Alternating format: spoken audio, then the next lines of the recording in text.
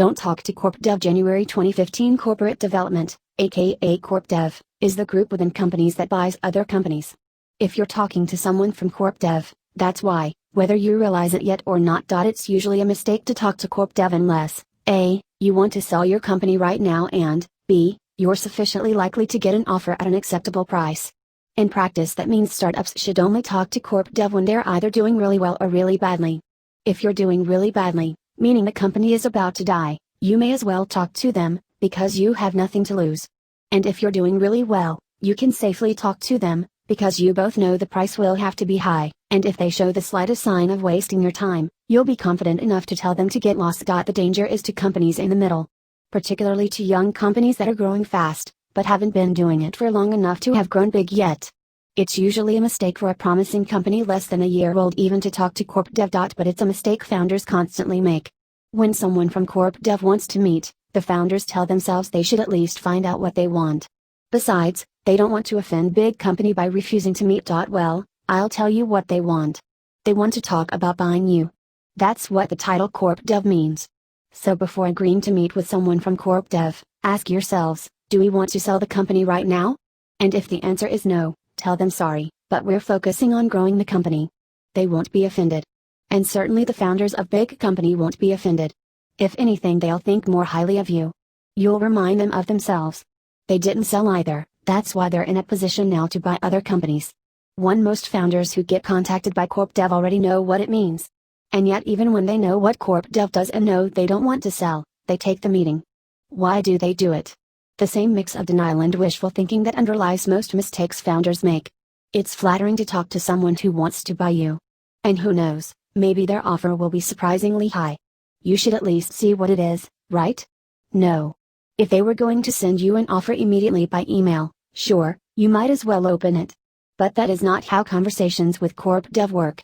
If you get an offer at all, it will be at the end of a long and unbelievably distracting process. And if the offer is surprising, it will be surprisingly low. Distractions are the thing you can least afford in a startup.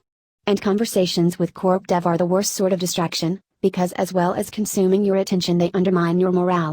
One of the tricks to surviving a grueling process is not to stop and think how tired you are. Instead, you get into a sort of flow. 2. Imagine what it would do to you if at mile 20 of a marathon, someone ran up beside you and said you must feel really tired. Would you like to stop and take a rest? Conversations with Corp Dev are like that, but worse, because the suggestion of stopping gets combined in your mind with the imaginary high price you think they'll offer. And then you're really in trouble.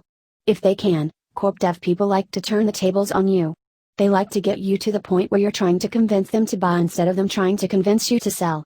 And surprisingly often they succeed. This is a very slippery slope, greased with some of the most powerful forces that can work on founders' minds, and attended by an experienced professional whose full-time job is to push you down it. Their tactics in pushing you down that slope are usually fairly brutal.